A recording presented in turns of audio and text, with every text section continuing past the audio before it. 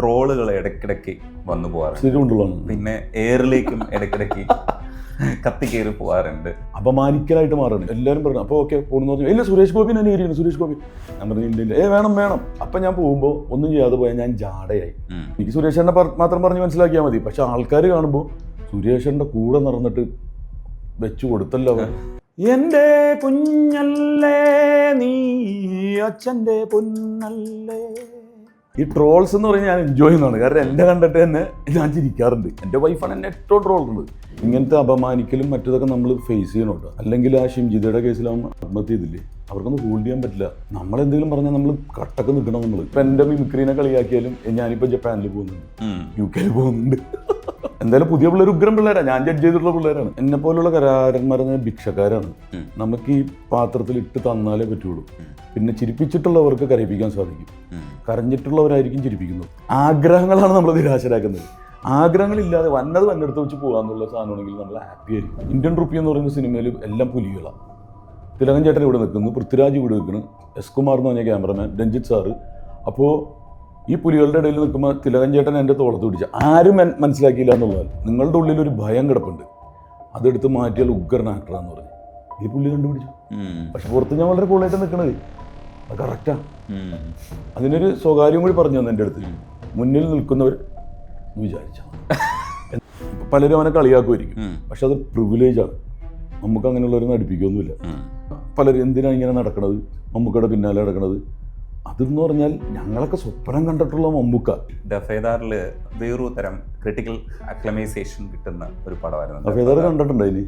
ആണ്. പിന്നെ ദൈവമേ, ഓ ദഫേദാർ കണ്ട ഒരാളെ കണ്ടുപിടി നീ എൻ്റെ ഡയറിയിൽ. പുട്ടും കടലേ മലയാളി, തലമുറകൾ പിന്നിട്ട സ്വാദൂറും ബന്ധം. ഫ്രം ഫിറ.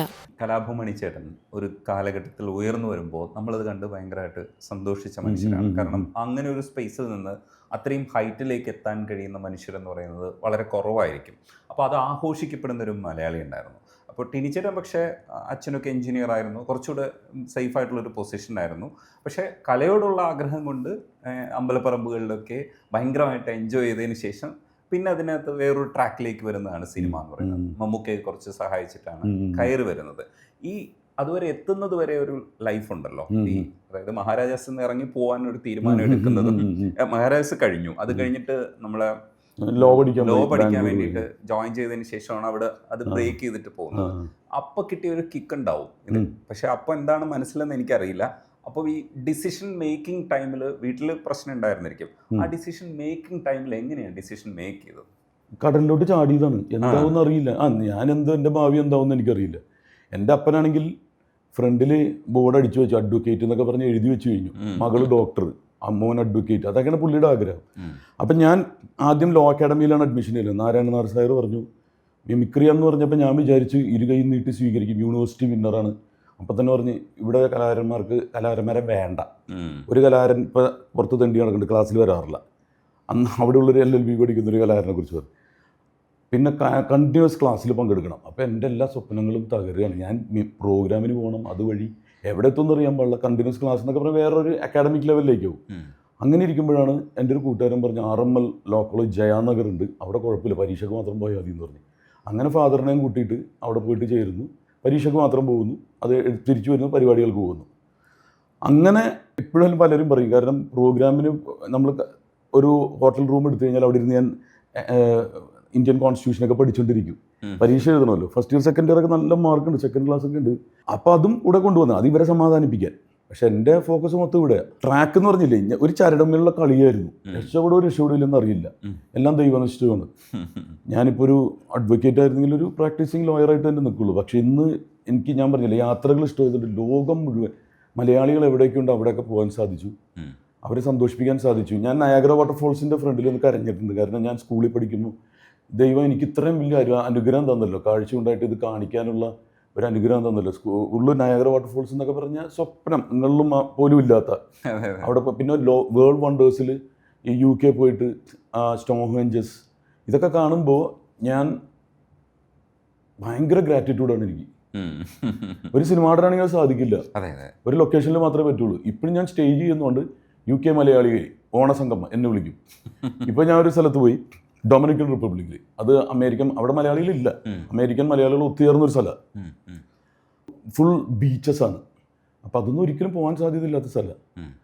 എങ്ങനെയോ ആരോ വഴി നടത്തുന്നു, ഏതോ ഒരു കാവൽമാല എന്ന് മാത്രമേ പറയാൻ പറ്റുള്ളൂ. കാരണം എന്താവുന്നൊന്നും അറിയില്ലായിരുന്നു, ഇപ്പോഴും അറിയില്ല. ഇപ്പോഴും സ്ട്രഗിൾ ചെയ്യുന്നു, ഫൈറ്റ് ചെയ്യുന്നു, അത് ഞാൻ എൻജോയ് ചെയ്യുന്നു. ഈ സ്ട്രഗിളിനെ കുറിച്ച് പറയുമ്പോൾ, ഫൈറ്റിനെയും കുറിച്ച് പറയുമ്പോഴത്തേക്ക് അമ്മ എന്ന് പറയുന്ന സംഘടനയെ അതിനെ നടത്തിക്കൊണ്ടു പോകാൻ വേണ്ടിയിട്ടുള്ള ശ്രമങ്ങളുടെ ഭാഗമായിട്ട് എന്നും ഒരു ആളായിട്ട്, എന്ന് വെച്ചാൽ ആളായിട്ട് നിൽക്കുക എന്ന് പറയുന്നത്, നമ്മൾ ഉത്സവത്തിനൊക്കെ ആളായിട്ട് നിൽക്കുക എന്ന് പറയുന്നത് ചെറിയ കാര്യമല്ല. ചിലരൊക്കെ ചിലപ്പോൾ വേദികളിൽ മാത്രമായിരിക്കും നിൽക്കുക. നമ്മൾ പിന്നാമ്പുറത്ത് നടക്കുന്ന പല കാര്യങ്ങൾക്കും ഒരുപക്ഷെ അവർക്ക് അറിയില്ലായിരിക്കും, പക്ഷെ വേദി പലപ്പോഴും അവർക്കായിരിക്കും. അങ്ങനെ ഒരു ഇൻസിഡൻ്റാണ് ഇപ്പോൾ ഉണ്ടായിരിക്കുന്നതെന്നാണ് വാട്സപ്പ് മെസ്സേജ് അയച്ചതിൽ നിന്ന് മനസ്സിലാക്കാൻ പറ്റണം. ഇല്ലെങ്കിൽ അങ്ങനെ ഒരു വാർത്ത പുറത്തേക്ക് വരുന്നതിൻ്റെ കാരണം അതാണ്. അതിൻ്റെ പിന്നിൽ എന്തൊക്കെയോ ഉണ്ടെന്ന് നമുക്കറിയാം, പക്ഷേ യഥാർത്ഥത്തിൽ എന്താണെന്ന് അറിഞ്ഞുകൂടാ. അത് ഒരുപക്ഷെ എക്സ്പ്രസ് ചെയ്താൽ ആളെ ഗുണകരമാവുമെന്ന് അറിഞ്ഞുകൂടാത്തൊരു കാര്യമാണ്. പക്ഷേ ആ ഒരു ഫൈറ്റ് ഇപ്പോഴും തുടരുന്നില്ലേ? ഈ അമ്പലപ്പറമ്പിൽ നിന്ന് വന്നു എന്നതുകൊണ്ടാണോ ഈ ഫൈറ്റ് ഇപ്പോഴും തുടരേണ്ടി വരുന്നത് സംഘടനയ്ക്കുള്ളിൽ? റാറ്റ് അല്ലെങ്കിൽ സ്പൈ എന്ന് പറയുന്നത് എല്ലായിടത്തും ഉണ്ട്. ഇന്ത്യയിൽ സ്പൈസ് ഇല്ലേ, പാകിസ്ഥാനിൽ സ്പൈ ഉണ്ടാവും, അത് എല്ലായിടത്തും ഉണ്ടാവും, പ്രസ്ഥാനങ്ങളിലുണ്ടാവും. അത് നമുക്ക് ഒഴിവാക്കാൻ പറ്റില്ല, അത് ഇതിൻ്റെ ഒരു ഭാഗമാണ്. പിന്നെ അത് അവർക്കത് കൊണ്ടൊരു സാമ്പത്തിക ലാഭം ഉണ്ടായിട്ട് ചെയ്യുന്നതല്ല, ഒരു വ്യക്തിവൈരാഗ്യം കൊണ്ടുണ്ടാവുന്നതാണ്. അല്ലെങ്കിൽ പുറത്തുള്ള ഒരാളോടുള്ള സ്നേഹം ഉണ്ടാകാം, അയാൾക്കൊരു സപ്പോർട്ട് ചെയ്ത് കൊടുക്കുന്നു. ഇപ്പോൾ ചില കാര്യങ്ങൾ നമ്മൾ രഹസ്യമായിട്ട് സൂക്ഷിക്കേണ്ടത് സൂക്ഷിക്കുകയും ചെയ്യണം. അപ്പോൾ എന്താണ്, ചിലത് ഇത് ഒഫീഷ്യലായിട്ടുള്ളത് രഹസ്യങ്ങൾ ഒരു കോർ ടീമായിരിക്കണം തീരുമാനിക്കേണ്ടത്. 1, 2, 3 പേര്, അതെല്ലായിടത്തും ഉണ്ടാവും. ഇപ്പോൾ ഈ ലുമിനാറ്റീസ് എന്നൊക്കെ പറയുന്ന പോലത്തുള്ളതെന്ന് പറഞ്ഞാൽ അവരുടെ സീക്രട്ട് ഗ്രൂപ്പാണത്. അങ്ങനെ ഒരു സീക്രട്ട് കമ്മ്യൂണിറ്റി, അതൊരു പവർ ബോഡി എന്നല്ല ഞാൻ ഉദ്ദേശിക്കുന്നത്. ചില കാര്യങ്ങൾ ചിലർ മുൻകൈ എടുത്ത് ഒറ്റയ്ക്ക് നടത്തിയെങ്കിലും അത് നടക്കുള്ളൂ. കുറേ പേരും കൂടി തല്ലിയാൽ പാമ്പിയാവില്ല എന്ന് പറയുന്ന പോലെ. അപ്പോൾ അതിനൊരു പ്രതിവിധി ഇത് മാത്രമേ ഉള്ളൂ. ഇവിടെ പറയുന്നു, ആക്ഷൻ എടുക്കുന്നു. അത് നമ്മളെപ്പോഴാണ് പുറത്ത് വിടേണ്ടത് ആ സമയത്തേ ഇവിടെ എത്താൻ പാടുള്ളൂ. അതിന് വേറൊരു കോർ ഗ്രൂപ്പ് വേണം എന്ന് വിശ്വസിക്കുന്ന ഒരാളാണ് ഞാൻ. ഇത് എല്ലായിടത്തും പറയരുതെന്ന് പറയൂലേ, അത് എൻ്റെ ഒരു സജഷൻ മാത്രമാണ്. പോകുന്നത് നമുക്ക് തടയാൻ പറ്റില്ല. അതൊക്കെ വ്യക്തിപരമായിട്ടുള്ള എൻ്റെ രക്തത്തിൽ അതുണ്ടെങ്കിൽ ഞാനത് എപ്പോഴും ചോർത്തിക്കൊണ്ടിരിക്കും. ചിലർക്കത് ഇഷ്ടമായിരിക്കും, കാരണം പ്രാഞ്ചിയായിട്ടുള്ള ക്യാരക്ടർ തന്നെ അങ്ങനെ തന്നെയാണ് എൻ്റെ ക്യാരക്ടർ. ഞാനങ്ങനെ ആണെന്നല്ല കേട്ടോ, കാരണം അത് സംശയാസ്പദമായ രീതിയിൽ പോകണ്ടെന്നില്ല. അപ്പോൾ അവനവിടെ വർക്ക് ചെയ്യുന്ന ആളാണ്, അവനിതാണ് ഇഷ്ടം, അവൻ്റെ തൊഴിലതാണ്, അവൻ്റെ ബ്ലഡിലതാണ്. ഈ ദഫേദാറിൽ വേറൊരു തരം ക്രിട്ടിക്കൽ അക്ലമൈസേഷൻ കിട്ടുന്ന ഒരു പടമായിരുന്നു. ദഫേദാർ കണ്ടിട്ടുണ്ടോ ഇനി? ആണോ? പിന്നെ ദൈവമേ, ദഫേദാർ കണ്ട ഒരാളെ കണ്ടുമുട്ടി നീ എൻ്റെ ഡയറിയിൽ. അതിൻ്റെ തമിഴ് വളരെ കുറച്ച് പേരെ കണ്ടിട്ടുള്ളൂ. അതിൻ്റെ തമിഴ് വരെ യൂട്യൂബിലുണ്ട് ആക്ച്വലി. അതിൻ്റെ തമിഴ് ഡബിങ് യൂട്യൂബിൽ ഫുള്ള് കിടപ്പുണ്ട്. അപ്പം മലയാളം കാണാൻ പറ്റാത്തവർക്ക് തമിഴ് കണ്ടാലും മതി എന്നുള്ളത്, പക്ഷെ ഡബിങ് കിട്ടില്ല എന്നേ ഉള്ളൂ. ദഫേദാറിൽ ആക്ച്വലി അത്തരം ഒരു ക്യാരക്ടേഴ്സൊക്കെ കിട്ടുമ്പോൾ നമുക്ക് കുറച്ചുകൂടെ ഒരു ഉത്തരവാദിത്വം വരും. കാരണം അതൊരു ക്രിട്ടിക്കൽ അക്ലമൈസേഷനും കൂടെ കിട്ടുമ്പോൾ നമുക്ക് അടുത്ത പടങ്ങളിൽ കുറേ കൂടെ നല്ലതാവണം തോന്നും. ചില പടങ്ങളിൽ വില്ലത്തരം കാണിക്കുന്ന സമയത്താണ് ശരിക്കും പറഞ്ഞു കഴിഞ്ഞാൽ നമുക്കൊക്കെ ഇഷ്ടപ്പെട്ടത്. കാരണം എന്ന് വെച്ചാൽ കുറേ കൂടി ഇയാൾക്കൊരു സംഭവം ഉണ്ട്, ഇയാളെ അങ്ങനെ ഉപയോഗിക്കുമ്പോൾ കൊള്ളാമല്ലോ, അതിനകത്തൊരു രസം നമ്മൾ പിടിക്കുന്നുണ്ടായിരുന്നു. അപ്പോൾ അത് ശരിക്കും മനസ്സിലാവുന്നുണ്ടായിരുന്നോ ഈ ക്യാരക്ടേഴ്സ് ചെയ്യുന്ന സമയത്ത്, ഈ നെഗറ്റീവ് ചെയ്യുന്ന സമയത്ത് കുറേ കൂടെ ആക്സെപ്റ്റൻസ് കിട്ടുന്നുണ്ട് എന്നുള്ള കാര്യം മനസ്സിലാവുന്നുണ്ടായിരുന്നു? എന്നെ പോലുള്ള കലാകാരന്മാരെ ഭിക്ഷക്കാരാണ്. നമുക്ക് ഈ പാത്രത്തിൽ ഇട്ട് തന്നാലേ പറ്റുള്ളൂ. ഒരു കലാകാരന് അവസരം കൊടുത്താലേ പ്രൂവ് ചെയ്യാൻ പറ്റുള്ളൂ. അവസരം കൊടുത്താൽ നമുക്ക് പ്രൂവ് ചെയ്യാൻ പറ്റുന്ന ധൈര്യമുണ്ട്. ചെയ്തതൊന്നും മോശമെന്ന് പറഞ്ഞിട്ടില്ല. അതേ സംവിധായകൻ എന്നെ വീണ്ടും വിളിച്ചിട്ടുണ്ട്. രഞ്ജിത്ത് സാറിൻ്റെ 7 പടത്തോളം ഉണ്ടായിരുന്നു. ഒരു പടം മിസ്സായത് ഞാൻ എന്ന് പറയുന്ന ദുൽഖറിൻ്റെ പടമാണ്. അന്ന് ഞാൻ വെള്ളിമൂക്ക് വേണ്ടി താടി വെച്ചേക്കണ ഒരു പോലീസ് വേഷത്തിനെ വിളിച്ചത്, പറ്റിയില്ല. അപ്പോൾ രഞ്ജിത്ത് സാർ നീ തിരക്കാണെന്ന് കേൾക്കുന്ന എനിക്ക് സന്തോഷമെന്ന് പറഞ്ഞിട്ട് പിന്നെ പുള്ളി ഒരു കുറച്ച് ഇൻ്റർവെല്ലായിപ്പോയി. പുള്ളി അക്കാഡമിയിൽ വരികയും, അല്ലെങ്കിൽ നല്ല ഒരുപാട് സിനിമകൾ ഉണ്ടാവേണ്ടതായിരുന്നു. ഇനിയിപ്പോൾ പുള്ളി ക്രിയേറ്റീവിലേക്ക് വരുന്നുണ്ട്. അപ്പോൾ എനിക്ക് തരുന്നത് അവർ ചിന്തിക്കുന്നതിനേക്കാൾ ഒരു പടി മുകളിൽ കൊടുത്താലല്ലേ കാര്യമുള്ളൂ. ഇപ്പോൾ വെള്ളിമൂങ്ങയിലും ഇപ്പോൾ ബ്യൂട്ടിഫുള്ളും അവസരം കിട്ടിയതുകൊണ്ട് എനിക്ക് പ്രൂവ് ചെയ്യാൻ പറ്റിയത്. ഇപ്പോൾ ഇന്ത്യൻ റുപ്പി ആണെങ്കിലും പ്രാഞ്ചിയേട്ടനാണെങ്കിലും. അല്ലാതെ നമ്മളെ വിശ്വസിച്ച് ഏൽപ്പിച്ചാൽ നമുക്ക് 100% അത് ഗംഭീരമാക്കാം. അതിന് ഞാൻ ഫുൾ ഡെഡിക്കേഷൻ കൊടുക്കും. ഇപ്പോൾ ദഫേദാർ എന്ന് പറയുന്ന പടം എനിക്ക് വളരെയധികം നിരാശയും ഡൗണായി പോയ പടം. കാരണം അത്രയും സ്ട്രെയിൻ എടുത്തിട്ടുള്ള പടമാണ്. അതിന് വണ്ണം ഞാൻ 10-13 കിലോ കുറച്ചു. അതിൻ്റെ മേക്കപ്പ്, അതിനകത്ത് ഒരുപാട് പ്രശ്നങ്ങളൊക്കെ ഉണ്ടായിരുന്നു. പിന്നെ അവാർഡ്സിന് കൊടുത്തപ്പോൾ അത് ശരിക്കും സാധാരണ CD-യിലല്ല കൊടുക്കേണ്ടത്, ബ്ലൂറേയിലായിരുന്നു. അപ്പം അന്ന് ഈ പടത്തിനെക്കുറിച്ച് അറിയാവുന്ന അതിൽ ജൂറിയിലുള്ളവർ ബ്ലസ്സി സാറടക്കം നിങ്ങളുടെ പടം വന്നില്ലല്ലോ എന്ന് പറഞ്ഞപ്പോൾ തകർന്നു പോയി. അപ്പോഴാണ് അറിയുന്നത് അത് വെറും CD-യിലാണ് കൊടുത്തിരുന്നതെന്ന്. പക്ഷേ ക്രിട്ടിക്സിൽ ചെന്ന് കഴിഞ്ഞപ്പോൾ ബെസ്റ്റ് സപ്പോർട്ടിങ് ആക്ടർ എനിക്ക് കിട്ടി. അപ്പോൾ ഒന്ന് കാണിക്കാനെങ്കിലും എനിക്ക് അവസരം കിട്ടിയില്ല എന്ന് PF മാത്യൂസ് വിളിച്ചിട്ട് കമൽ സാറ് അന്ന് ഇതായിരുന്നു അക്കാഡമി. അതിന് എനിക്ക് ഭയങ്കര സങ്കടമായി പോയി. കാരണം ഇത്രയും സ്ട്രെയിൻ എടുത്തിട്ട് കാശ് വെക്കാണ്ട് പണിയെടുത്ത പടമാണത്. അപ്പോൾ പക്ഷേ ദൈവം വേറെ വല്ലതും വെച്ചിട്ടുണ്ടോ? അപ്പോൾ ബ്ലസ്സി സാർ എന്നെ സമ്മാനിപ്പിച്ചിട്ട് ഇനി അതിനൊരു സമയമുണ്ട്, ഇനി അത് ഇപ്പോൾ നിങ്ങൾ വിഷമിക്കേണ്ട. കാരണം നമ്മൾ ഒരു കലാകാരൻ കിട്ടുമെന്ന് പ്രതീക്ഷയും ഈ പ്രതീക്ഷകളാണല്ലോ നമുക്ക് നിരാശ ഉണ്ടാക്കണം. ബുദ്ധൻ അങ്ങനെയല്ല പറഞ്ഞിരിക്കുന്നത്, നമ്മൾ പ്രതീക്ഷിക്കുമ്പോഴാണ് പ്രതീക്ഷയില്ലാതെ പോകുക എന്നുള്ളതാണ്. ഞാൻ ബുദ്ധൻ്റെ ഒരു ഫോളോവറാണ്, ബുദ്ധയുടെ. കാരണം നമ്മൾ ആഗ്രഹങ്ങളാണ് നമ്മൾ നിരാശരാക്കുന്നത്. ആഗ്രഹങ്ങളില്ലാതെ വന്നെടുത്ത് വെച്ച് പോകാമെന്നുള്ള സാധനമാണെങ്കിൽ നമ്മൾ ഹാപ്പി ആയിരിക്കും. കിട്ടിയത് നമ്മൾ നോക്കുമ്പോൾ ഞാൻ കുറച്ച് അരിയാണ്, എനിക്കൊരു പാടശേഖരം കിട്ടിയിട്ടുണ്ട്. ശരിക്കും ആഗ്രഹിച്ചതിനേക്കാൾ കുറേ കിട്ടിയിട്ടുണ്ട്. കാരണം ഈ അമ്മ എന്നതിന് സംഘടനയെക്കുറിച്ച് പറഞ്ഞില്ല, അത് പുറത്തുനിന്ന് ഞാൻ കൊതിയോടെ കണ്ടിട്ടുള്ളതാണ്. അവിടെ മെമ്പർഷിപ്പ് കിട്ടുമെന്ന് അറിയില്ലായിരുന്നു. അതിൽ കയറി 506-7 മെമ്പേഴ്സിൽ നിന്നും 17 പേരാകുന്ന കമ്മിറ്റിയിൽ അത് ഞാൻ കുതിച്ചിട്ടുണ്ട് ഒരു എക്സിക്യൂട്ടീവ് മെമ്പർ ആവാൻ പറ്റുമെന്നുള്ളത്. ഇടവേള ബാബു കൊണ്ട് അമ്മയിലേക്ക് എന്നെ കയറ്റുന്നത്. അതിനുശേഷം 10 വർഷമായിട്ട് കണ്ടിന്യൂസ് എക്സിക്യൂട്ടീവ് മെമ്പർ. അപ്പം എൻ്റെ വയറ് നിറഞ്ഞു. ഒരുപാട് സേവനം ചെയ്യാൻ അത് ആ അധികാരവും എക്സിബിഷനിസും അല്ല. എന്നെ മുന്നേ പോയിട്ടുള്ള അമ്മമാരെ അപ്പന്മാരെയും കൈപിടിക്കുക, അവരുടെ ആ ചൂട് കിട്ടുന്നത് എനിക്ക് ഭയങ്കര സന്തോഷമായി. ഞാനിത് തള്ളണമെന്നല്ല, കാരണം എനിക്ക് അവിടെ ചാരിറ്റി പ്രവർത്തനം നടത്തിയ പോലെ ഞാനിതിനെ ഇപ്പോൾ ഒരു അനാഥാലയത്തിൽ അതും ചെയ്യുന്ന മോശമാണെന്നല്ല പറയുന്നത്. ഞാൻ നിൽക്കുന്ന ആ വേദിയിലുള്ള ആൾക്കാരെ സപ്പോർട്ട് ചെയ്യുക. അവരെ TP മാധവൻ ചേട്ടനെയൊക്കെ ഞാൻ എപ്പോഴും പോയി ഗാന്ധി ഭവനിൽ പോയി കാണുമായിരുന്നു. അവർ പഴയ അമ്മയുടെ പ്രസിഡന്റ് ഒറ്റയ്ക്ക് ഇങ്ങനെ ഇരിക്കുന്ന കണ്ടിട്ട് ഒരുപാട് അനുഭവങ്ങളുണ്ട് കേട്ടോ. എന്ന് പറഞ്ഞിട്ടുണ്ടെങ്കിൽ ഞാൻ ശരിക്കും മരണസഹായ കമ്മിറ്റിയിലുള്ളത് അമ്മയിൽ. മരിച്ച ആദ്യം അവിടെ എത്താൻ നോക്കി ഞാൻ ഉണ്ടെങ്കിൽ ഈ ഇദ്ദേഹം ആ ജീവിച്ചിരിക്കുമ്പോഴുള്ള വെള്ളിവിളിച്ചും അതിന് ശേഷം ആ കുടുംബം പിന്നെ അന്യമാവുകയാണ്. ഇപ്പം മാളച്ചേട്ടൻ്റെ മകൻ പറഞ്ഞു, തിരിച്ചേട്ടാ അച്ഛൻ മരിച്ച പിന്നെ ആരും കൂടി വരാറുമില്ല. പുള്ളി ഒരു പെട്രോൾ പമ്പ് എടുത്ത വരാറുമില്ല, ആരും ഞങ്ങൾ സിനിമയിലുണ്ടായിരുന്നു എന്ന് പോലും ചിന്തിക്കുന്നില്ല. ഇവനായിട്ടൊക്കെ ബന്ധപ്പെടാൻ കാരണം സുരേഷ് ഗോപി ഏട്ടൻ്റെ മകളുടെ കല്യാണത്തിന് എൻ്റെ അടുത്ത് പഴയ ആൾക്കാരുടെ നമ്പർ കണ്ടുപിടിക്കാൻ പറഞ്ഞു. പഴയ നടന്മാർ, പഴയ പ്രൊഡ്യൂസേഴ്സ്, ഇന്ന് രംഗത്തില്ലാത്തവരുടെ എല്ലാം ഞാൻ കണ്ടുപിടിച്ചു. ആ സുരേഷ് ഏട്ടൻ്റെ ആ ഒരു ഡെഡിക്കേഷനാണ് സുരേഷ് ഗോപി ചേട്ടൻ്റെ. ഞാൻ എന്നിട്ടിരുന്ന് വിളിക്കും. ഞാൻ എൻ്റെ നമ്പറിൽ നിന്നാണ് വിളിക്കുന്നത്, കല്യാണം മാരിയറ്റിലിരുന്നാണ് വിളിക്കുന്നത്. ചേട്ടാ സുരേഷ് ചേട്ടൻ്റെ മകളുടെ കല്യാണം വിളിക്കാനാണ് വിളിച്ചത്. അപ്പോൾ സുരേഷ് ചേട്ടന് കൊടുക്കാമെന്ന് പറഞ്ഞിട്ട് സംസാരിക്കുമ്പോൾ ഇനി കളിയാക്കണമല്ല സുരേഷ് ഗോപിയുടെ സൗണ്ട് എടുത്തിട്ട് സത്യം. അപ്പോൾ അതൊക്കെ ഒരുപാട് ഞാൻ എഴുതിയിട്ടുണ്ട് ആ ഒരു സംഭവങ്ങൾ. ഒരു പുസ്തകം പുറത്തു വന്നിരുന്നു. അടുത്ത പുസ്തകം ഇതാണ്, ഈ അനുഭവങ്ങളും. അർഷാദ് ബത്തേരിയാണ് നമുക്ക് സപ്പോർട്ട് ചെയ്യുന്നത്. ഓ അടിപൊളി. നമ്മൾ ബ്യൂട്ടിഫുള്ളിലും വെള്ളിമൂങ്ങയിലെയും ക്യാരക്ടേഴ്സ് എന്ന് പറയുന്നത് കുറച്ചുകൂടെ നമ്മൾക്ക് ഈ ടിനിക്കെന്തോ ചെയ്യാൻ കഴിയുമെന്ന് തോന്നിപ്പിക്കുന്ന കാര്യങ്ങളാണ്. പ്രാഞ്ചേട്ടനെ കൊണ്ട് അപ്പോഴും ഈ നെഗറ്റീവ് ചെയ്യുമ്പോൾ നമുക്ക് കുറച്ചുകൂടെ ഈ മനുഷ്യനെ കുറച്ചുകൂടെ ഉപയോഗിക്കണമെന്നൊക്കെ തോന്നലുണ്ടാക്കും. അതിനകത്തൊരു കുറച്ച് ഇടാൻ പറ്റും, എന്തൊക്കെയോ മാനറിസംസ് ഒക്കെ അതിനകത്ത് ഉൾപ്പെടുത്താൻ പറ്റും. ആ ക്യാരക്ടേഴ്സിന് ശേഷം എന്തായിരുന്നു ഒരു സിനിമാ ലോകത്തൊരു വിലയിരുത്തൽ ടിനിയെക്കുറിച്ച്? ഞാൻ ഇതൊന്നും അന്വേഷിക്കാറുണ്ട്, വിലയിരുത്തൽ സർവേ ഒന്നും നടത്താറില്ല. വന്നത് പോയി ചെയ്യും. നല്ലത് ഒട്ടും കൊള്ളൂല എന്ന് തോന്നുന്നേ ഒഴിവാക്കാറുള്ളൂ. അതിന് ഇന്ന കാശ് തന്നാലേ അഭിനയിക്കുള്ളൂ എന്ന് ഞാൻ പറയാറില്ല. അവരടുത്ത ആളെ വിളിക്കും, എനിക്കറിയാം. ഇപ്പം ജോഷി സാറിൻ്റെ പാപ്പൻ എന്ന് പറഞ്ഞ സിനിമയിൽ ഒരു CI ആണ്. അപ്പോൾ അടുത്ത സിനിമയിൽ ഞാൻ വിചാരിച്ചു IPS-ലേക്കായിരിക്കും. എന്താണെന്ന് സാറ് പറയില്ല, അങ്ങോട്ട് വരാനേ പറയുള്ളൂ. ഞാൻ അവിടെ ചെന്നപ്പോൾ ഒരു ബോർഡ് കാണാം, കഞ്ചാവ് കേസിൽ കേരള പോലീസ് പിടിച്ച വടക്ക് സേവിയറിനെ പിടിച്ച കേരള പോലീസിന് അഭിനന്ദനങ്ങൾ. ഞാൻ ചോദിച്ചത് നീയാണെന്നത്. അപ്പോൾ അതെനിക്ക് ഒരു ഇത്തിരി സ്പേസേ കിട്ടിയുള്ളൂ. പക്ഷെ അത് പെർഫോം ചെയ്യാൻ പറ്റി വില്ലനായിട്ട്. ജോജുവിനെ എൻ്റെ കാല് വെട്ടുന്ന സീനിലാണ് തുടങ്ങുന്നത്. പക്ഷെ അതിൽ ഒരു പവറും ഒരു ഇത്തിരി ഓവർഡു ചെയ്യാൻ പറ്റും. ഒരു നായകൻ എന്ന് പറയുമ്പോൾ ഭയങ്കര റിയലിസ്റ്റിക്. ഇപ്പോഴത്തെ കാലഘട്ടത്തിൽ വില്ലൻ ഭയങ്കര ആക്കാൻ പാടില്ല. അപ്പോൾ അതിൽ പക്ഷേ നമുക്ക് ആൾക്കാരൊന്നും ഇമ്പ്രസ് ചെയ്യാൻ പറ്റും. ഇപ്പോൾ വില്ലന്മാരെയാണ് ഇഷ്ടപ്പെടുന്ന ആൾക്കാർ. ഇപ്പോൾ ഡ്രഗ്സ് കേസിൽ പിടിച്ച ഒരാൾ അജ്മൽ, അങ്ങനെ ഒരാൾ, അയാൾക്ക് ഫാൻസ്. ഇവിടെ ലുക്ക് ഇതൊക്കെ കണ്ടിട്ട് എന്താണ് ഇഷ്ടപ്പെടുന്നതെന്ന് പറയാൻ പറ്റില്ല. പക്ഷെ ഇപ്പോൾ വിനായകൻ തമിഴ് പടത്തിൽ ചെയ്തത് കളങ്കാവിൽ നമുക്ക് കിട്ടുന്നില്ല. ഭയങ്കര കൺട്രോൾഡ് അങ്ങനെ പോകുന്നത്. അവിടെ എന്ന് പറഞ്ഞിട്ടുണ്ടെങ്കിൽ ഓവർ എന്ന് പറഞ്ഞാൽ ഓവർ ഡു പെർഫോം ചെയ്യാം. ഒരു കലാകാരൻ്റെ പവറായിട്ടുള്ള അത് നമുക്കിനി കിട്ടണമെങ്കിൽ അതിൻ്റെ മുകളിൽ വിനായകൻ ചെയ്യണം. അപ്പോൾ ആ വില്ലൻ്റെ ഏരിയയിൽ നമുക്ക് കുറച്ച് പെർഫോമൻസ് ഏരിയ ഉണ്ട്.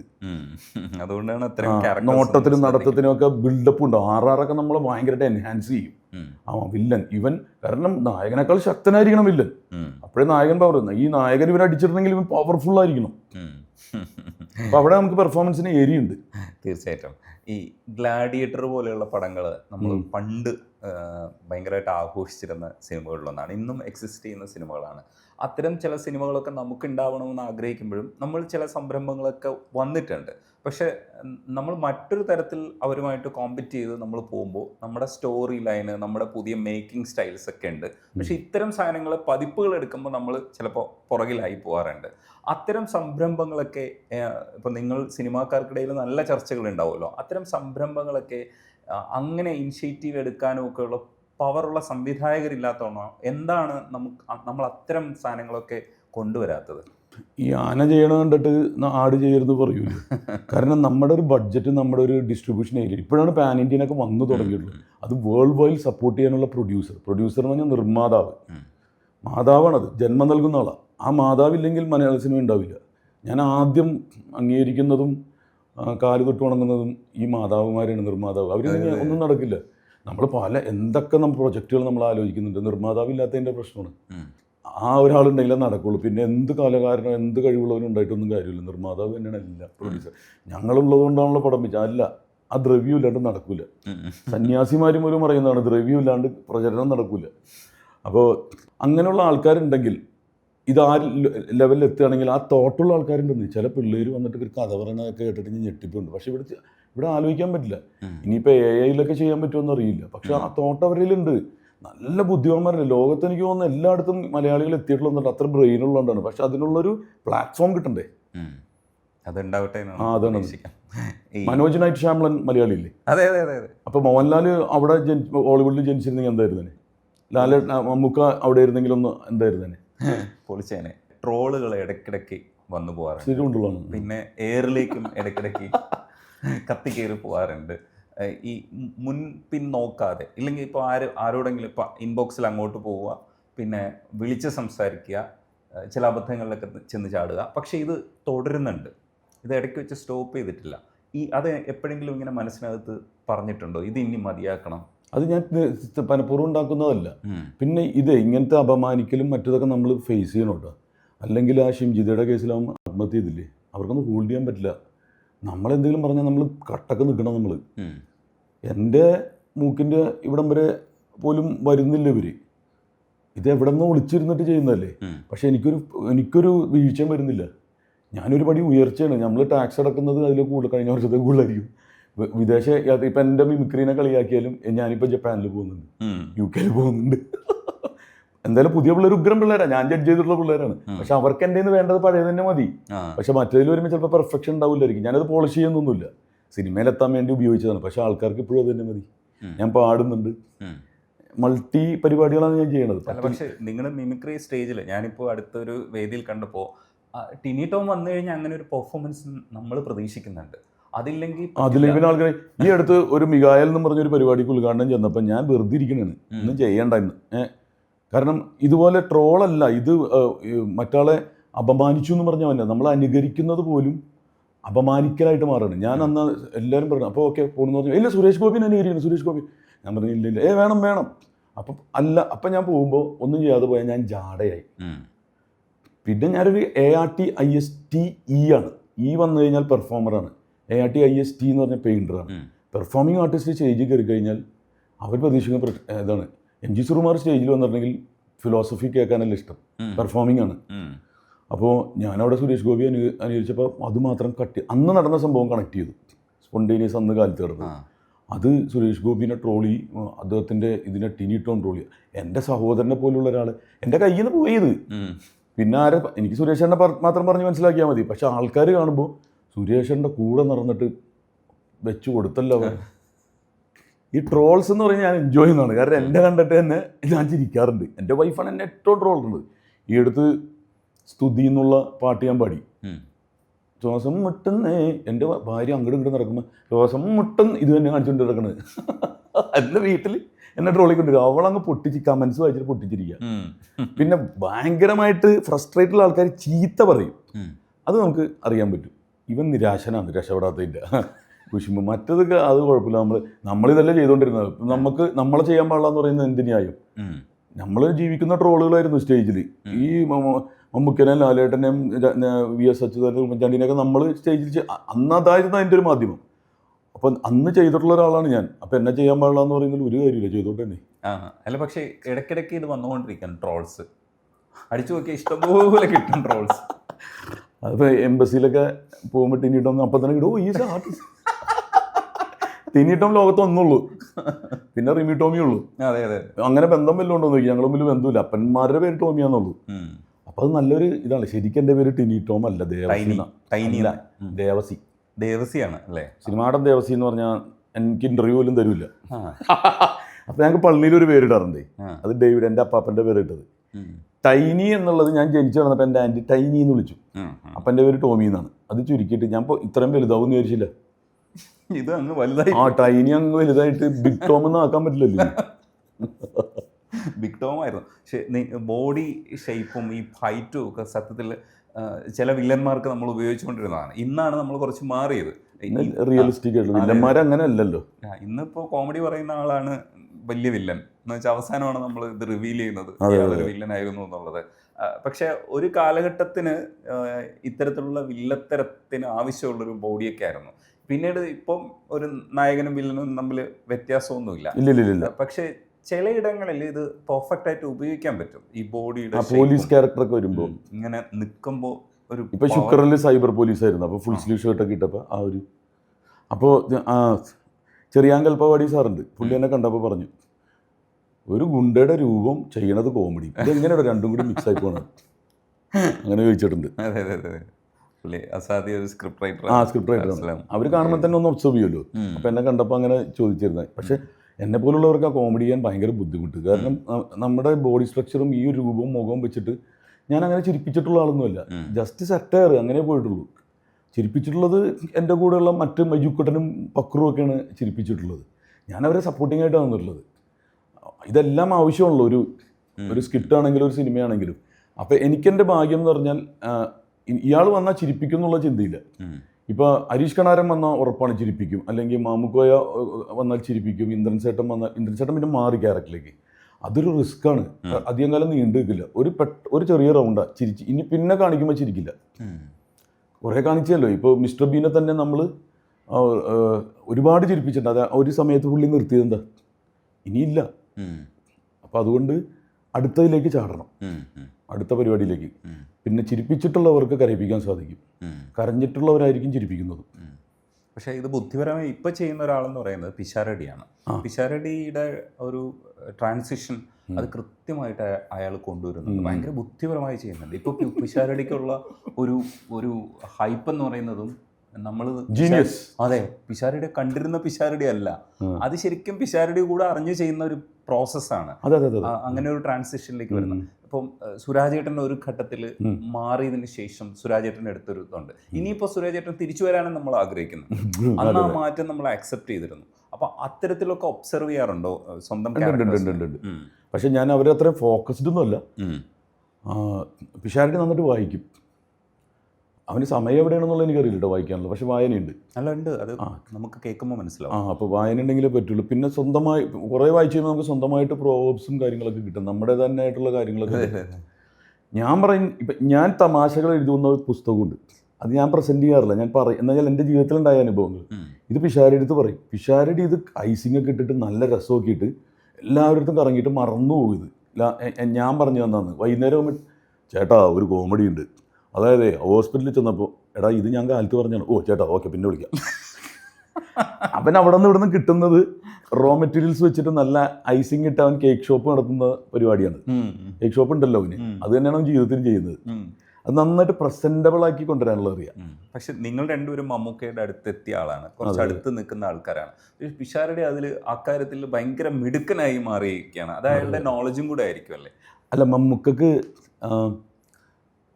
ഇപ്പം പലരും അവനെ കളിയാക്കുമായിരിക്കും, പക്ഷെ അത് പ്രിവിലേജാണ്. നമുക്ക് അങ്ങനെയുള്ളവരൊന്നും അടുപ്പിക്കുകയൊന്നുമില്ല. എല്ലാവരും ഇരിക്കുന്നതെന്ന് പറയില്ല. അപ്പോൾ അവന് പലരും എന്തിനാണ് ഇങ്ങനെ നടക്കണത്, മമ്മൂക്കയുടെ പിന്നാലെ നടക്കണത്. അതെന്ന് പറഞ്ഞാൽ ഞങ്ങളൊക്കെ സ്വപ്നം കണ്ടിട്ടുള്ള മമ്മൂക്ക, അമരം ഇതുപോലുള്ള പടങ്ങൾ തിയേറ്ററിൽ കണ്ടിട്ട് കൊതിച്ചിട്ടുള്ള മമ്മൂക്കേനെ നമുക്ക് തൊട്ടടുത്ത് കിട്ടുമ്പോൾ എത്ര കാലം കിട്ടിയാലും കൊതി തീരാൻ പറ്റില്ല. കാരണം സംസാരിക്കുന്നത് തന്നെ. ഇപ്പം ഞാൻ കുറച്ച് കാലം കൂടുതൽ പടങ്ങൾ ചെയ്യുമ്പോഴും അറിയാം. ഒരു ദിവസം വന്നിട്ട് എവിടെയായിരുന്നു, ഞാൻ റോമിൽ പോയി. അവിടെ സിസ്റ്റീൻ ചാപ്പൽ എന്ന് പറഞ്ഞാൽ അറിയോ, അതിനെക്കുറിച്ചാണ് ഡീറ്റെയിൽ എനിക്ക് പറയാൻ പറ്റുള്ള. മാർപ്പാപ്പനെ ഉമ്മ വെച്ചിട്ടുള്ള ആളാണ് കയ്യിൽ. അവിടുത്തെ ഡീറ്റെയിൽസ് അറിയാം. ഇസഹാക്ക് ആരാന്നറിയോ, എബ്രഹാം ആരാന്നറിയോ, ഇസഹാക്ക് എങ്ങോട്ട് പോയി, എബ്രഹാം എങ്ങോട്ട് പോയി, ഹിസ്റ്ററി. ഇതൊരു യൂണിവേഴ്സിറ്റിയാണ്. നമ്മൾ ആ ലെവലിലേക്ക് വരും. ഇപ്പോൾ ഒരുപാട് പേര് എന്നെ ഇൻ്റർവ്യൂസിന് വിളിക്കാറുണ്ട്. കാരണം എന്തെങ്കിലും ഒരു കാര്യം ഉണ്ടായി ഇപ്പോൾ അവരെ റീച്ച് കിട്ടും, അറിയാം. ഞാനത് ഒഴിവാക്കുന്നതല്ല കേട്ടോ, പറയാനൊന്നുമില്ല. ഈ ഇരുന്ന് തള്ളാണ് എന്നെക്കുറിച്ച് പോയിട്ട് ഇത് തന്നെ നടക്കുള്ളൂ. പക്ഷെ ഞാൻ നിങ്ങളുടെ അങ്ങോട്ടാണ് ആവശ്യപ്പെട്ടത്, എനിക്ക് പറയാനുണ്ട്. അത് മറ്റുള്ളവർക്ക് മോശമായതുകൊണ്ടല്ല കേട്ടോ. അപ്പം എൻ്റെ മുന്നിലിരിക്കുന്ന ആള് കുറച്ച് ഭൗതികമായിട്ടും കുറച്ച് ഇതൊക്കെ ആയിട്ട് സംസാരിക്കുന്ന ആളാകുമ്പോൾ ഞാൻ ആ ലെവലിലേക്ക് വരും. അല്ലെങ്കിൽ ഇവിടെ തമാശ കളിയോ. ഇപ്പൊ അവിടെ നിന്നിട്ട് ഇഷ്ടപ്പെട്ട കളർ ഏതാ, ഭക്ഷണമൊക്കെ ഏതൊക്കെ കഴിക്കുന്നത് എന്നൊക്കെ ചോദിക്കുമ്പോൾ ഞാൻ അതിലേക്ക് പോകും. അപ്പൊ എനിക്ക് എന്നെ പ്രൂവ് ചെയ്യാൻ പറ്റുന്ന ആൾക്കാർ, അതാ സിനിമയിലും അങ്ങനെ തന്നെയാണ്. എൻ്റെ ഓപ്പോസിറ്റ് വരുന്ന ആക്ടേഴ്സും ഡയറക്ടേഴ്സും വരുമ്പോൾ എനിക്ക് ആ ലെവലിലേക്ക് വരാൻ പറ്റും. ഇപ്പോൾ ഇന്ത്യൻ റുപ്പി എന്ന് പറയുന്ന സിനിമയിൽ എല്ലാം പുലികളാണ്. തിലകൻ ചേട്ടൻ ഇവിടെ നിൽക്കുന്നു, പൃഥ്വിരാജ് ഇവിടെ നിൽക്കുന്നു, എസ് കുമാർ എന്ന് പറഞ്ഞ ക്യാമറമാൻ, രഞ്ജിത്ത് സാറ്. അപ്പോൾ ഈ പുലികളുടെ ഇടയിൽ നിൽക്കുമ്പോൾ തിലകൻ ചേട്ടൻ എൻ്റെ തോളത്ത് പിടിച്ച ആരും മനസ്സിലാക്കിയില്ല എന്നുള്ളതാണ്. നിങ്ങളുടെ ഉള്ളിലൊരു ഭയം കിടപ്പുണ്ട്, അതെടുത്ത് മാറ്റിയാൽ ഉഗ്രൻ ആക്ടറാന്ന് പറഞ്ഞു ഈ പുള്ളി കണ്ടുപിടിച്ചു. പക്ഷെ പുറത്ത് ഞാൻ വളരെ കൂളായിട്ട് നിൽക്കണത് അത് കറക്റ്റാ. അതിനൊരു സ്വകാര്യം കൂടി പറഞ്ഞു തന്നെ എൻ്റെ അടുത്ത്, മുന്നിൽ നിൽക്കുന്നവർ വിചാരിച്ചാൽ മതി, എന്താണെന്ന് പറയാൻ പറ്റില്ല എനിക്ക്. ലെജൻസിൻ ആണ് മുമ്പിൽ നിൽക്കുന്നത്. അപ്പോൾ താൻ അങ്ങനെ ഇരിക്കും. തിലകൻ ചേട്ടന് അസാധ്യം. എനിക്ക് കൊതി തീർന്നിട്ടില്ല. കാരണം എൻ്റെ അപ്പനും ഭയങ്കര ഫാനായിരുന്നു, ഞാനും ഏത് ക്യാരക്ടർ എടുത്താൽ ഞാനും ഫാനാണ്. തിലകൻ ചേട്ടൻ്റെ എന്ന് പറഞ്ഞാൽ ആ 45 ദിവസം ഞാൻ അദ്ദേഹത്തിൻ്റെ ഒപ്പം കൂടെ ഇരിക്കുമ്പോൾ രഞ്ജിത്ത് സാർ എന്താണ് നിങ്ങൾ ഈ പറയണതെന്ന് ചോദിക്കും. ഈ പറയുന്നത് എന്തും ആയിക്കോട്ടെ, അതിൽ എന്തൊരു താളാത്മകവും കവിതാത്മകവും. അദ്ദേഹം പറയുന്നതാണ് ഒരു അനുഭവമാണ് അഭിനയത്തിന് ഗുണം ചെയ്യണമെന്ന്. അനുഭവങ്ങൾ വേണം. വീഡിയോ വലിക്കാൻ പറഞ്ഞാൽ എങ്ങനെയാണ് വിളിക്കുന്നത്, തീപ്പെട്ടി എത്തിക്കുന്നത് എങ്ങനെയാണ്. പുള്ളി പറഞ്ഞൊരു കുശിനിക്കാരനായിട്ട് പുള്ളി ഒരു അച്ഛൻ്റെ കൂടെ നിന്നത് ഒരു നാടകം കളിക്കാൻ. കുശിനിക്കാരൻ എങ്ങനെയായിരിക്കും എന്ന് അറിയാൻ വേണ്ടി എത്രയോ കാലം അച്ഛനെ സപ്ലൈ ചെയ്ത് കൊടുത്തു, മറ്റേ ഭക്ഷണമൊക്കെ ഉണ്ടാക്കിയിട്ട്. എന്നിട്ട് അതേ പള്ളിയിൽ പുള്ളി നാടകം കളിക്കാൻ ചെന്നപ്പോൾ ഈ അച്ഛൻ പിടിച്ചു. ഈ അച്ഛൻ്റെ സ്വഭാവം തെറി പറയല. അപ്പോൾ തെറി പറയുന്ന അച്ഛനെ അവതരിപ്പിച്ചപ്പോൾ ആ അച്ഛൻ ആ പള്ളിയിലുണ്ട്. എടാ നീ അല്ലടാ എൻ്റെ കുശിനിക്കാരൻ, ഇത് പറഞ്ഞാൽ തള്ളാന്ന് വിചാരിക്കും. പക്ഷെ പുള്ളി ചെയ്തിട്ടുണ്ട്. എങ്ങനെയായിരുന്നു ക്യാമറയുടെ മുമ്പിൽ വരുമ്പോൾ പുള്ളിക്ക് നടക്കാനൊട്ടും വയ്യായിരുന്നു. പിടിച്ചവിടെ കൊണ്ടുവന്നിരുന്നു. അങ്ങോട്ട് വിട്ടാലിന് കീ കൊടുത്ത പോലെയാണ്. പിന്നെ നടന്നങ്ങോട്ട് പോകും. എവിടെ നിന്ന് നടന്നാലും ഫുള്ള് അതിൻ്റെ അകത്ത് കാണിക്കുന്നത് അതെന്താണെന്ന് മനസ്സിലാവുന്നില്ല. അതൊരു എനർജി. അപ്പോൾ സമൂഹത്തിൽ കുറേ മാറ്റങ്ങളൊക്കെ വരുത്തുന്ന ഒരു കോർഡിനേറ്റർ ആയിട്ട് കൂടെ ഇങ്ങനെ ജീവിക്കാൻ കഴിയട്ടെ. അതാണ് എനിക്ക് ഏറ്റവും കൂടുതൽ ഇഷ്ടമുള്ളത്. ടിനി ഏറ്റവും സംസാരിക്കുന്നതിൽ എനിക്ക് ഏറ്റവും ക്യാച്ചിങ് ആയിട്ട് തോന്നിയിട്ടുള്ളതും ഈ മനുഷ്യരെ പരസ്പരം കണക്ട് ചെയ്യുന്ന ഒരാളായിട്ട് നിൽക്കുമ്പോൾ കിട്ടുന്ന ഒരു സന്തോഷമില്ലേ, അത് തുടരട്ടെ. നമ്മളെയൊക്കെ എനിക്ക് ഇതുവരെയായിട്ടും പറയാൻ പറ്റാത്ത, ഷെയർ ചെയ്യാൻ പറ്റാത്ത ഒരുപാട് കാര്യങ്ങൾ എനിക്ക് ഇട്ട് തന്നുകൊണ്ട് എനിക്ക് റിപ്ലൈ ചെയ്യാൻ പറ്റി. ഞാൻ എന്താണെന്നുള്ളത് ഞാൻ തുറന്ന പുസ്തകമാണ്, അതങ്ങ് സഹകരിച്ച് പറഞ്ഞു എന്നുള്ളൂ. അതിന് രജനീഷിനെ എനിക്ക് വേണ്ടി സമയം കണ്ടെത്തിയതിനാ താങ്ക്സ്. കാരണം ഒരു ഇൻ്റർവ്യൂവിൻ്റെ അടുത്തും ഞാൻ അങ്ങോട്ട് ആവശ്യപ്പെട്ടിട്ടില്ല. അതിന് അഹങ്കരിക്കാൻ നിൽക്കരുത്. ഉള്ളവർ തന്നെ പറയണത്. ഞാൻ നമ്മളന്നൊരു യാത്ര പോകുമ്പോൾ പറഞ്ഞു എനിക്ക് നിങ്ങളുടെ കൂടെ ഒന്ന് ഇരിക്കണമെന്ന് ആഗ്രഹമുണ്ട്. ഇന്റർവ്യൂ കിട്ടാൻ വലിയ ബുദ്ധിമുട്ടൊന്നുമില്ലോ. എത്ര ആ യാത്രയിൽ പറഞ്ഞതുപോലെ തമാശയൊന്നും പറഞ്ഞു സ്പോണ്ടേനിയസ് ആയിട്ട് വന്നുകൊണ്ടിരിക്കില്ലേ. ആ തമാശകൾ നമ്മൾ എപ്പോഴും പറയുന്നതല്ല. പക്ഷെ നമ്മൾ കുറച്ച് അതിൽ പടക്കം പൊട്ടിക്കണ പോലെ ഇപ്പോൾ തമാശ പറയണത്. കുറച്ച് കാര്യങ്ങൾ മനസ്സിലും ഇയാൾക്ക് ബുദ്ധിയുണ്ടെന്നും കൂടി ആൾക്കാർ വിചാരിക്കും. അതും കൂടി അല്ലെങ്കിൽ എന്താ പറഞ്ഞാലും എന്തെങ്കിലുമൊക്കെ രേഖപ്പെടുത്തി വെക്കണ്ടേ മനസ്സിലത്. തീർച്ചയായിട്ടും. അല്ല ഇനിയിപ്പോൾ ഒരു ട്രോള് വേണ്ടാന്ന് വിചാരിക്കണ്ട, ഒരു പാട്ട് പാടാം. പാട്ട് ചിലപ്പോൾ വൈറലാവും, ചിലപ്പോൾ ട്രോളാവും. പക്ഷെ അതിൽ എനിക്കത് സന്തോഷമുള്ളൂ. എനിക്കും ഞാൻ പാടാറുണ്ടല്ലോ. പിന്നെയാണോ നിങ്ങൾ നന്നായിട്ട് പാടിയാൽ ജനങ്ങൾ ശ്രദ്ധിക്കില്ല. ഒന്നാമത് നന്നായിട്ട് പാടുന്ന നല്ല ആൾക്കാരുണ്ടല്ലോ. പക്ഷെ അവരുടെ പാട്ടുകളൊക്കെ നല്ല പാട്ടാണ്, അത്രേ ഉള്ളൂ. മറ്റതങ്ങനെയല്ല, ആഘോഷിക്കുകയാണ്. അതിനേക്കാളും സന്തോഷം കിട്ടും. നല്ല പാട്ട് പാടുന്നതിനേക്കാളും സന്തോഷം കിട്ടും. ഞാനതുകൊണ്ടാണ് പാടാറുള്ളത്. സന്തോഷിക്കട്ടെ. പാട്ടെന്ന് പറയുന്നത് നമ്മുടെ ഒരു എക്സ്പ്രഷനാണ്. അത് ദാസേട്ടൻ്റെ പോലെ പാടണമെന്നൊന്നുമില്ല, നമ്മുടെ ഇഷ്ടത്തിന് പാടുന്നു. അത് ദാസാറല്ലേ, നമ്മൾ ആരെയും കാശ് മേടിക്കണല്ലോ ഇതിന്. വേണമെങ്കിൽ കളിയാക്കി മാറ്റിക്കളഞ്ഞോ, ഇത് വേണമെങ്കിൽ അപ്പം സ്വൈപ്പ് ചെയ്ത് കളയല്ലോ.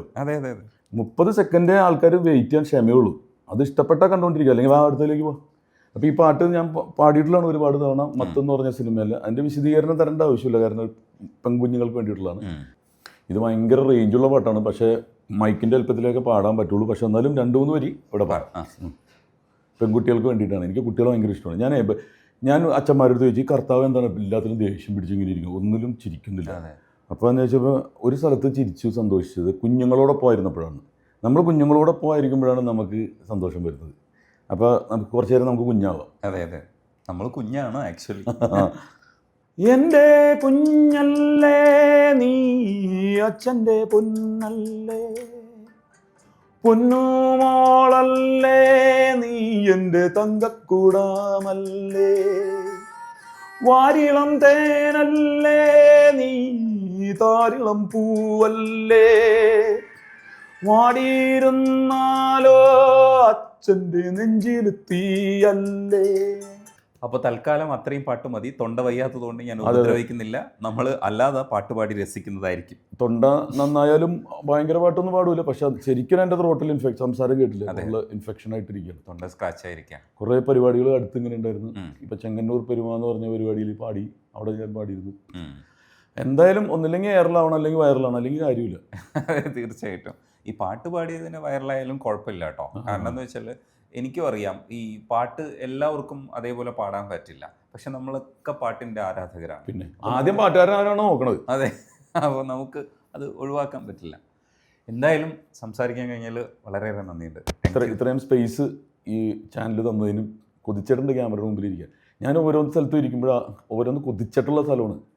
അതൊക്കെ നമ്മൾ തിരക്കാണ് മറ്റാണ്. എനിക്ക് നമ്മൾ 100% ഇൻവോൾവ് ആയിട്ടാണ് ഞാൻ വന്നിരിക്കുന്നത്. കൊതിച്ചിട്ടുള്ളത് കുറേ കാലം കഴിയുമ്പോൾ കൊതി മാറുമ്പോൾ ആ കൊതി മറന്നു കളയരുത്. അതുകൊണ്ട് ഞാനിപ്പോഴും ക്യാമറ എനിക്ക് ഭയങ്കര ഇഷ്ടമാണ്. ഇത്രയും സ്പേസ് തന്നതിന്, ഇത്രയും പറയാൻ സാധിച്ചതിന് ഞാൻ ആരായിട്ടാണ് ഇത്രയൊക്കെ ഭയങ്കര ഫിലോസഫി പറയുന്നത്, അതൊക്കെ ഇത്ര സൂക്ഷ്മതയോടെ കേട്ട പ്രേക്ഷകർക്ക് നന്ദി പറയുന്നു. അതുപോലെ തന്നെ എനിക്ക് വേണ്ടിയിട്ട് സമയം ചെലവഴിച്ചതിനും രജനീഷിനോട്, എനിക്കിഷ്ടമുള്ളൊരു ആങ്കർ ആയതുകൊണ്ട് പറയുന്നത്. നിങ്ങളുടെ ആ സൗകുമാര്യം, ആ സംസാരം, ഈ ഒരാളെ കുത്തി അല്ലല്ല ഞാൻ പറഞ്ഞത് ഈ ഞാൻ ഇൻ്റർവ്യൂ ചെയ്തിട്ടുള്ള സവാരിക രീതിയിലൊക്കെ. അപ്പോൾ അയാൾക്ക് ഇഷ്ടമല്ലാത്ത, അല്ലെങ്കിൽ അയാളൊന്ന് റാഗ് ചെയ്തിട്ട് പ്രശസ്തനാവാനല്ല നോക്കുന്നത്. നിങ്ങൾ ആ ഒരു കംഫർട്ട് സോണിൽ നമ്മളിങ്ങനെ ഇരുത്തിയിട്ട് നമ്മളെ വേറൊരു ട്രാൻസിലേക്ക് കൊണ്ടുപോവാണ്. നമ്മൾ ആ കാലഘട്ടത്തേക്ക് പോവാണ്, ആ സമയവും കാര്യങ്ങൾ. അതിനെന്തോ ഒരു വൈദഗ്ധ്യം നിങ്ങൾക്ക് ഉണ്ട്. അതുകൊണ്ട് ഇരുന്നതിലും പുതിയ കാര്യങ്ങൾ എക്സ്പ്ലെയിൻ സാധിച്ചതിലും നന്ദി. Thank you. Fira Masala Oats. Beat your age with the taste of health.